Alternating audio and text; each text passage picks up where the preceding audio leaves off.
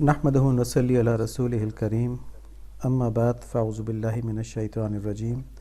بسم اللہ الرحمن الرحیم اللہم صلی علی سیدنا مولانا محمد النبی الامی وعلی آلہ وصحبہ وبارک وسلم تسلیما کثیرا کثیرا۔ جیسا کہ مرتبہ بات کرتے ہیں کہ مسلمان کی زندگی جو ہے وہ کوئی عام زندگی نہیں ہے، اس کا ایک خاص مقصد ہے۔ مسلمان کو ایک خاص مقصد کے لیے پیدا کیا گیا ہے اور اس نے وہ سارے تقاضے پورے کرنے ہیں جو کہ اللہ تعالیٰ نے اس کے لیے رکھے ہیں۔ تو ہمیں اپنی زندگی بہت سمجھداری کے ساتھ اور بہت ذمہ داری کے ساتھ گزارنی ہے۔ کافر کی اور مسلمان کی زندگی میں یہی فرق ہے کہ کافر جو چاہتا ہے کرتا ہے، لیکن مسلمان نے ہر چیز میں دیکھنا ہے کہ اللہ تعالیٰ کا میرے لیے کیا حکم ہے۔ اس سلسلے میں اس وقت کیونکہ مسلم امت کے اوپر بڑے مشکل حالات ہیں، خاص طور پہ فلسطین کے بارے میں، تو اس میں ہم ایک مستقل یہاں پہ سلسلہ رکھتے ہیں فلسطین کے بارے میں معلومات دینے کا۔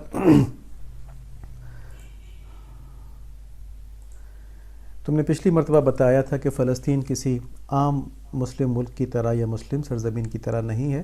بلکہ یہاں پر بیت المقدس ہے، اور بیت المقدس مسلمانوں کا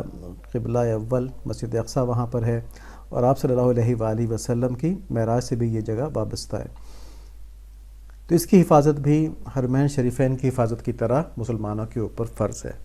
اس کے ساتھ بھی وہی جذباتی تعلق ہونا چاہیے جیسا کہ حرمین شریفین کے ساتھ ہے، لیکن کیونکہ یہودی پروپیگنڈا بہت زیادہ ہے اور اس کا اثر میڈیا کے اوپر بہت زیادہ ہے، یا علم کے جو ذرائع ہیں اس کے اوپر بہت زیادہ ہے، تو اب جو نسل آ رہی ہے مسلمانوں کی، ان کو نہیں معلوم کہ بیت المقدس بھی اسی طرح حرمت والا ہے ہمارے لیے جیسے ہمارے لیے خانہ کعبہ، بیت الحرام یا مسجد نبوی ہے،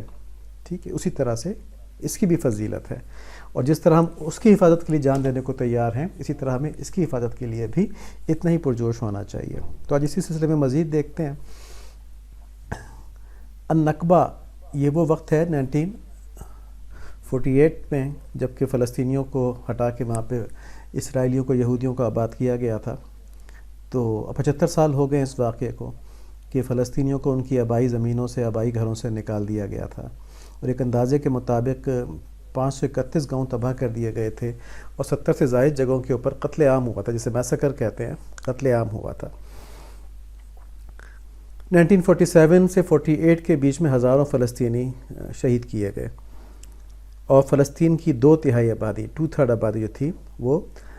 ریفیوجی کیمپس میں منتقل ہو گئی، پناہ گزین جو کیمپ ہوتے ہیں اس میں منتقل ہو گئی۔ اب ان کیمپوں سے فلسطینیوں کی واپسی کے اوپر اسرائیلی حکومت نے روک لگا دی کہ وہ واپس نہیں آ سکتے،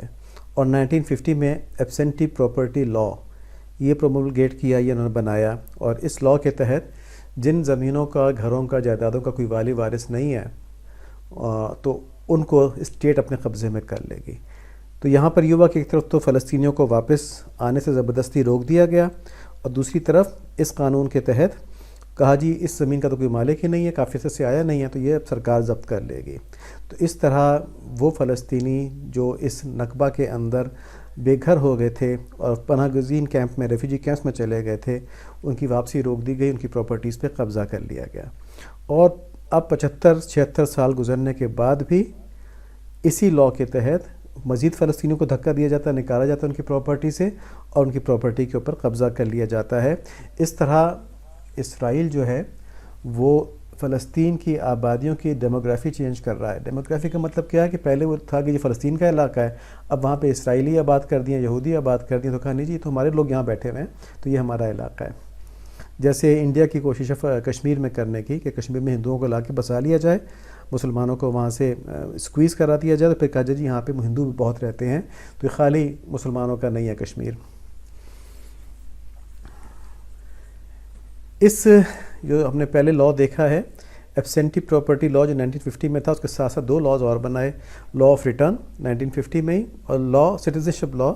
یہ 1952 میں بنایا۔ اور اس طرح اسرائیل نے اپنی جو نسلی امتیاز، ریسسزم ہے، اس کو ایک قانونی حیثیت دے دی، لیگلائز کر دیا اس نے۔ اب ان قوانین میں کیا تھا کہ جو لاء آف ریٹرن ہے اس کے تحت دنیا میں کہیں بھی کوئی یہودی ہو وہ اسرائیل میں آ جائے، اس کو اجازت ہے اس بات کی، اور سٹیزنشپ لاء میں کیا ہے کہ اس کو اسرائیل کی شہریت مل جائے گی۔ اب دیکھیں کہ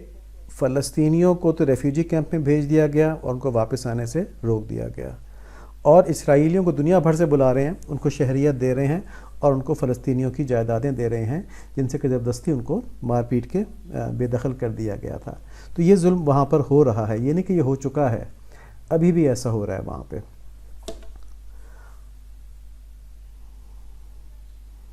اور اس کے علاوہ ان سالوں میں اسرائیل نے بڑی اسٹریٹجی کے ساتھ، حکمت عملی کے ساتھ فلسطینی عوام کو الگ الگ جغرافیکل سیکشن میں ڈیوائیڈ کر دیا، ٹھیک ہے جی۔ وہ اب انتظامی طور پہ بھی الگ ہیں اور ان کی کوئی اپنی کلیکٹیو حیثیت نہیں ہے۔ اس تقسیم کے ساتھ فلسطین کے اوپر جو نسل پرستی ہے، یعنی جو ریسسزم ہے کہ جی صرف یہودی یہاں پر رہ سکتے ہیں باقی لوگوں کو نکل جانا چاہیے، وہ اس کو برقرار رکھنے کی کوشش ہے۔ اب دیکھیں فلسطینی کہاں پر ہیں؟ فلسطینی غزہ میں ہیں، مغربی کنارہ ریور جارڈن کا جو ویسٹ بینک ہے وہاں پر ہیں، اور ایسٹرن بیت المقدس میں یروشلم کے اندر ہیں۔ ان تین جگہوں پر ہے، لیکن یہاں پر بھی ان کو مکمل آزادی حاصل نہیں ہے۔ مثلاً اوسلو معاہدہ ہوا اور اس کے تحت جو ویسٹ بینک تھا اس میں فلسطینیوں کو 3 انتظامی زونوں کے اندر تقسیم کیا گیا۔ ایریا اے جو 18% ہے، وہاں پہ جو فلسطینی اتھارٹی ہے، دیکھیں فلسطین کو کوئی ملک نہیں بنایا گیا ابھی، ٹھیک ہے، وہ اسرائیل ملک ہے۔ فلسطین جو ہے وہ اس میں ریفیوجیز کے طور پہ رہ رہے ہیں جن کی کوئی اپنی اسٹیٹ نہیں ہے، تو فلسطینی اتھارٹی کہا گیا وہاں پہ۔ اس اتھارٹی کے ذمہ جو ایریا اے ہے، یہ خالی 18% ہے ویسٹ بینک کا، ان کے ذمہ سول اور سیکیورٹی معاملات ہیں اتھارٹی کے ذمہ۔ ایریا بی 22% ہے، اس میں جو فلسطینی اتھارٹی ہے اس وہ صرف سول معاملات کو دیکھتی ہے، سیکیورٹی کے معاملات اسرائیل کے سپرد ہیں۔ اور علاقہ سی جو 60% ہے، 60% ہے، وہاں پر مکمل اسرائیل کا کنٹرول ہے، سول کے لحاظ سے بھی اور سیکیورٹی کے لحاظ سے بھی۔ تو فلسطینی عوام کی جو یہ اسٹریٹجک تقسیم ہے، اس سے اسرائیل نے یہ انشور کیا ہے کہ وہ گروہ بندی نہیں کر سکتے، وہ اپنے حقوق کے لیے کوئی اجتماعی کوشش نہیں کر سکتے، خاص طور پہ جو ان کے حقوق ہیں جن سے تعلق سیلف ڈٹرمنیشن سے ہے کہ ہمیں ایک الگ اسٹیٹ چاہیے، یا جو ان کے قدرتی وسائل ہیں، جو ان کے زمین کے اندر جو وسائل موجود ہیں، معدنیات اور پیٹرول موجود ہے، اس کے بارے میں وہ کوئی اجتماعی کوشش نہیں کر سکتے۔ ہر چیز پہ اسرائیل نے اپنا قبضہ کیا ہوا ہے۔ اس کے علاوہ اسرائیل نے ان علاقوں کے اندر بھی جگہ جگہ چیک پوسٹیں بنائی ہوئی ہیں، جنگلیں کھڑی کی ہوئی ہیں، دیواریں کھڑی کی ہوئی ہیں، اور اسرائیل کے پرمٹ کے بغیر فلسطینی ایک جگہ سے دوسری جگہ نہیں جا سکتے ودن یہ زونز جو ہیں ان کے اندر بھی۔ تو اس طرح سے انہوں نے فلسطینیوں کو بالکل کاٹ کے اور بالکل پیرالائز کر کے رکھا ہوا ہے۔ تو انشاءاللہ ہم دیکھیں گے ان حالات کو آگے کہ یہ جو حالات تھے جس میں حماس نے حملہ کیا ہے وہ کیا حالات تھے، تو اس طرح سے ہم انشاءاللہ دیکھتے جائیں گے اس کو۔ دینی علوم کے بارے میں ہم تفسیر کے اوپر بات کر رہے ہیں، اور ہم نے یہ بات کی تھی کہ قرآن شریف کی پہلی تفسیر آپ صلی اللہ علیہ وآلہ وسلم نے کی، کیونکہ آپ صلی اللہ علیہ وآلہ وسلم کے ذمہ اللہ تعالیٰ نے لگایا تھا کہ قرآن شریف نہ صرف یہ کہ اس کی تلاوت لوگوں کو سکھائیں، الفاظ پڑھنے کا طریقہ سکھائیں، الفاظ کے بارے میں بتائیں، بلکہ اس کے معنی کھول کھول کے بتائیں، اسی کو تفسیر کہا جاتا ہے۔ تو صحابہ کرام ایک ایک صورت کو سیکھنے میں کئی سال لگایا کرتے تھے، تو ظاہر ہے وہ عربی نہیں سیکھا کرتے تھے بلکہ وہ اس کے معنی اور اس پر عمل سیکھتے تھے۔ اس کی بات انشاءاللہ آئندہ آئے گی۔ تو اس طرح سے اللہ تعالیٰ نے قرآن شریف کی تفسیر کی حفاظت کا بھی ایسا بندوبست فرمایا کہ آپ صلی اللہ علیہ وآلہ وسلم کے سارے فرمودات احادیث کی صورت میں جمع ہو گئے، اور اب 1400 سال کے بعد نہ صرف یہ کہ قرآن شریف کے الفاظ محفوظ ہیں بلکہ وہ معنی جو آپ صلی اللہ علیہ وآلہ وسلم نے بتائے، وہ تفسیر جو آپ صلی اللہ علیہ وآلہ وسلم نے بتائی، وہ بھی محفوظ ہے۔ اب یہاں پر ایک بات بہت سمجھنے کی ہے کہ لوگ کہتے ہیں کہ قرآن شریف ہم خود بھی سمجھ سکتے ہیں، ہمیں کسی اور علم کی ضرورت نہیں ہے، تو اس غلط فہمی کو آج دور کرنا ہے۔ دیکھیں قرآن شریف کے الفاظ سے اس کے معنی اگر سمجھے جا سکتے ہوتے تو تمام صحابہ کو عربی آتی تھی، پھر وہ آپ صلی اللہ علیہ وآلہ وسلم سے جا کے نہ پوچھتے کہ اس آیت کا کیا مطلب ہے، اس معاملے میں کیا کرنا ہے، قرآن دیکھتے اس کے مطابق فیصلہ کر لیتے۔ اس کے برعکس خود قرآن شریف کے اندر بتایا گیا کہ آپ صلی اللہ علیہ وآلہ وسلم کی نبوت کی ذمہ داریوں میں سے یہ ہے کہ قرآن شریف کے جو الفاظ ہیں، ان کی جو آیات ہیں، اس کی تلاوت سکھائیں اور اس کے معنی بھی بتلائیں۔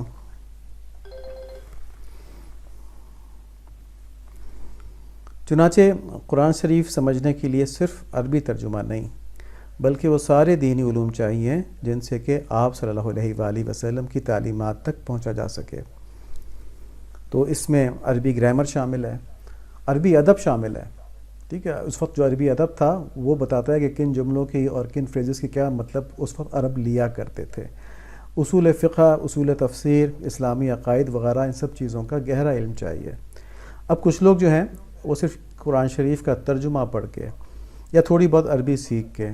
قرآن شریف کی تفسیر اپنی مرضی سے کرنے لگتے ہیں، اور جو مستند مفسرین ہیں جو آپ صلی اللہ علیہ وآلہ وسلم کے احادیث کی روشنی میں تفسیر کرتے ہیں، ان کی غلطیاں نکالنا شروع کر دیتے ہیں کہ جی ان کو تو پتہ نہیں تھا، انہوں نے ایسا کیا، انہوں نے ایسا کیا. اب ایک ہم دیکھتے ہیں یہاں پہ حدیث شریف ہے، ترمذی میں روایت ہے کہ آپ صلی اللہ علیہ وآلہ وسلم نے فرمایا جس نے قرآن مجید کے بارے میں اپنی رائے سے کہا، اپنی رائے سے کہنے کا کیا مطلب ہے، یعنی قرآن شریف کی تفسیر اپنی عقل سے کی، جس کی سند قرآن اور سنت میں نہیں ہے، اسے چاہیے کہ اپنا ٹھکانہ دوزخ میں بنا لے. تو یہ بہت بڑا ایک اور روایت ہے جس میں کہ ہے کہ جس نے قرآن شریف کی تفسیر اپنی عقل سے کی، اگر اس نے صحیح بھی کہا تو اس نے غلطی کی، کیونکہ اس کا حق ہی نہیں بنتا ہے. یہ ایسے ہی ہے جیسے کوئی آدمی ڈاکٹر نہیں ہے، وہ کسی کو کوئی دوا تجویز کر دیتا ہے، اگر اس دوا سے وہ دوسرا آدمی ٹھیک بھی ہو جائے تب بھی اس نے غلطی کی. اس نے غلطی کیا کی کہ یہ دوا اس کو نقصان بھی پہنچ سکتی تھی، ٹھیک ہے، اس نقصان بھی پہنچا سکتی تھی، کیونکہ وہ پروفیشنل ڈاکٹر نہیں ہے. ضروری نہیں تھا کہ جس دوا سے اس کو فائدہ ہوا اس دوا سے کسی دوسرے کو فائدہ بھی ہو، اس کو ریئیکٹ بھی کر سکتی تھی. جیسے کسی نے اگر پینسلین کھائی، اس کا بخار اتر گیا، وہ جب تک اگلا جو ہے وہ پینسلین کے ساتھ اس کو ریئیکشن ہو جائے، سینسٹیو ہو، اسی کو پینسلین دیں گے تو اس کو بیماری لگ جائے گی، مزید اس کے حالات خراب ہو جائیں گے. تو اسی طرح قرآن شریف کے بارے میں بھی ہے کہ اس کی تفسیر صرف آپ صلی اللہ علیہ وآلہ وسلم کی تعلیمات کی روشنی میں ہو سکتی ہے. اس پہ انشاءاللہ بات کرتے رہیں گے. چھوٹے بچوں کو جو سبق بتائے گئے وہ بڑے اہم ہیں کہ سستی سے، عیش پرستی سے، آرام طلبی سے اپنے آپ کو بچائیں. خوب کھیلے کودیں لیکن فزیکل گیم، کمپیوٹر گیمز نہیں، ٹھیک ہے. اور خوب پڑھیں اور خوب ایکسرسائز کریں، اپنے وقت کا مؤثر استعمال کریں. پڑھیں تو کتابیں بھی پڑھیں اور اسکول کی چیزیں بھی پڑھیں، کالج کی چیزیں بھی پڑھیں، اپنے آپ کو فارغ نہ چھوڑیں. مسلمان کے لیے جد و جہد ہر لمحہ چاہیے. جس وقت وہ اپنے وقت کو ضائع کرے گا اس وقت وہ پیچھے رہ جائے گا. تو ہمیں اپنی مذہبی زندگی بھی بچانی ہے اور ہم نے دنیاوی زندگی میں بھی ترقی کرنی ہے، تو ہمیں ڈبل محنت چاہیے. اللہ تعالیٰ ہمیں صحیح طرح اپنی زندگی استعمال کرنے والا فرما دیں. سیرت میں ہم نے آپ صلی اللہ علیہ وآلہ وسلم کا مدینہ منورہ پہنچنا، اس کے بارے میں دیکھا. تو اب یہ دیکھیں کہ ان سب چیزوں سے ہمیں ایک سبق ملتا ہے، وہ یہ کہ آپ صلی اللہ علیہ وآلہ وسلم کے ساتھ حضرت ابوبکر صدیق رضی اللہ تعالیٰ عنہ مستقل لگے ہوئے تھے، ان کا خیال رکھتے ہوئے. حالانکہ نبوت سے پہلے وہ آپ صلی اللہ علیہ وآلہ وسلم کے بے تکلف دوست تھے، ٹھیک ہے، لیکن نبوت کے بعد ایسا ادب اور عقیدت محبت کی وجہ سے ان کے اندر آ گیا کہ دیکھیں آپ صلی اللہ علیہ وآلہ وسلم جب مدینہ منورہ پہنچے تو اس غرض سے کہ آپ صلی اللہ علیہ وآلہ وسلم تھکے ہوئے ہیں، لوگ ملاقات کے لیے آئیں گے تو آپ صلی اللہ علیہ وآلہ وسلم کو تکلیف ہوگی، حضرت ابوبکر صدیق رضی اللہ تعالیٰ عنہ سب سے خود ہاتھ ملاتے رہے. تو لوگ سمجھے کہ شاید یہ محمد صلی اللہ علیہ وآلہ وسلم، لوگ ان سے ملتے رہے تو وہ ساری مشقت خود برداشت کر لی اور آپ صلی اللہ علیہ وآلہ وسلم کو زحمت نہیں ہونے دی. جیسے غار کے اندر سانپ نے کاٹ لیا تھا تو آپ صلی اللہ علیہ وآلہ وسلم کی جو نیند تھی اس کو نہیں ٹوٹنے دیا، وہ تکلیف برداشت کر لی انہوں نے. تو جب سایہ درخت کا ہٹا اور آپ صلی اللہ علیہ وآلہ وسلم کے اوپر حضرت ابوبکر صدیق رضی اللہ تعالیٰ عنہ دوبارہ سایہ کر کے کھڑے ہوئے، تب لوگوں کو پتہ چلا کہ اللہ کے نبی تو یہ ہیں. تو آپ صلی اللہ علیہ وآلہ وسلم کے تعلق کی نسبت سے حضرت ابوبکر صدیق رضی اللہ تعالیٰ عنہ سے محبت، ان سے عقیدت اور ان کا ادب، یہ آپ صلی اللہ علیہ وآلہ وسلم کی توجہات کا سبب بنے گا. اور جیسے کچھ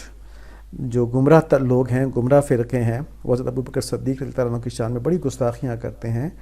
تو کیونکہ یہ آپ صلی اللہ علیہ وآلہ وسلم کے محبوب ہیں، اللہ کے محبوب ہیں، تو ان کا گستاخ جو ہے وہ آپ سے صلی اللہ علیہ وآلہ وسلم سے بھی دور ہو گیا اور اللہ تعالیٰ سے بھی دور ہو گیا. اور حضرت ابوبکر صدیق رضی اللہ تعالیٰ عنہ کی یہ فضیلت کس وجہ سے تھی کہ انہوں نے آپ صلی اللہ علیہ وآلہ وسلم سے سب سے زیادہ محبت کی، سب سے زیادہ قرب حاصل کیا ان کا، اور اس فضیلت کی سبب وہ انبیاء اور رسول کے بعد تمام بنی انسان میں سب سے افضل ہو گئے. یہ حدیث سے ثابت ہے. ایک دن حضرت علی کرم اللہ وجہہ خطبے کے لیے جمعے کے دن یہ جمعہ کے دن تھا یا کوئی اور دن ہوگا، یہاں دن تو نہیں لکھا، لیکن یہ کہ خطبے کے لیے تشریف لائے ممبر پہ، اللہ تعالیٰ کی حمد و ثنا بیان کی، اور اس کے بعد فرمایا کہ بے شک لوگوں میں سے رسول اللہ صلی اللہ علیہ وآلہ وسلم کے بعد سب سے افضل سیدنا ابوبکر صدیق رضی اللہ تعالیٰ عنہ کی ذات گرامی ہے۔ یہ امام احمد بن حنبل نے اپنی کتاب فضائل صحابہ میں نقل کی ہے روایت۔ دوسری طرف اہل مدینہ کا شوق بھی دیکھیں کہ وہ روزانہ صبح آ جایا کرتے تھے، آپ صلی اللہ علیہ وسلم کا بے چینی سے انتظار کر رہے تھے، اور پھر جب سارے کام کاج چھوڑ کے باہر کھڑے ہو جاتے کہ آپ صلی اللہ علیہ وآلہ وسلم تشریف لائیں گے۔ اس زمانے میں موبائل وغیرہ تو ہوتے نہیں تھے نا، تو یہ معلوم تھا کہ چل پڑے ہیں مکہ مکرمہ سے، تو یہ روزانہ باہر آ کے کھڑے ہوتے کہ آئیں تو ہم ان کو فوراً ریسیو کر لیں، اس محبت کے ساتھ ریسیو کریں، اور دوپہر کو پھر واپس جاتے تھے جب تشریف نہیں آئی ہوتی تھی تو، اور جب ان کو پتہ چلا تو پھر ان کے بڑے بڑے سردار سامنے آتے جی ہمارے پاس ٹھہرے، ہمارے پاس ٹھہرے نا۔ تو یہ محبت تھی جس کی وجہ سے اہل مدینہ، اہل یثرب آپ صلی اللہ علیہ وآلہ وسلم کا بے چینی سے انتظار کرتے تھے۔ تو جس کے دل میں آپ صلی اللہ علیہ وآلہ وسلم کی محبت کامل نہیں ہے وہ اپنے دین میں ناقص ہے، اس کو فکر کرنی چاہیے، اور یہ محبت حاصل کرنے کی خوب کوشش کرنی چاہیے، اس کے لیے اللہ تعالیٰ سے دعا کرتے رہنا چاہیے۔ اور جیسا ہم نے پچھلی مرتبہ کہا تھا کہ اس محبت کو حاصل کرنے کے لیے درود شریف کی کثرت، سیرت کا پڑھنا، اور گناہوں سے حتی الامکان بچنے کی کوشش کرنا۔ یہ اس لیے کرنا کہ گناہ جب آئیں گے دل میں ظلمت آئے گی، دل میں ظلمت آئے گی تو آپ صلی اللہ علیہ وآلہ وسلم کی محبت نہیں آ سکتی، اور یہ محبت بہت ہی لطیف، بہت ہی خوبصورت جذبہ ہے۔ تو ہم اللہ تعالیٰ سے دعا کرتے ہیں کہ یا اللہ ہمیں گناہوں سے بچا لیں، اور اپنے حبیب صلی اللہ علیہ وآلہ وسلم کی محبت سے ہمارے دلوں کو منور فرما دیں۔ اللہم آمین۔ سبحانک اللہم وبحمدک، اشہد ان لا الہ الا انت، استغفرک واتوب الیک۔ اللہم صلی علی سیدنا مولانا محمد النبی الامی وعلی آلہ وصحبہ وبارک وسلم تسلیما کثیرا کثیرا۔ یا اللہ اپنی رحمت سے، اپنے فضل سے، اپنے کرم سے ہماری ان کوششوں کو قبول فرما لیجئے، ہمیں کامیابی دنیا کی بھی نصیب فرما دیجیے، آخرت کی بھی نصیب فرما دیجیے، اور ہماری زندگیوں کو بھرپور طور پہ استعمال کر لیجیے، اور ہر قسم کے فتنے سے یا اللہ ہم کو اور ہماری نسلوں کو محفوظ فرما دیجیے، اور دین کے اوپر ہمیں استقامت نصیب فرمائیے، اور امت محمدی صلی اللہ علیہ وآلہ وسلم کے لیے ہمیں استعمال فرما لیجیے، اس کی خیر کے لیے ہمیں استعمال فرما لیجیے۔ اللہم آمین بحرمت النبی الکریم علیہ وعلی آلہ الصلاۃ والتسلیم۔ السلام علیکم ورحمۃ اللہ وبرکاتہ۔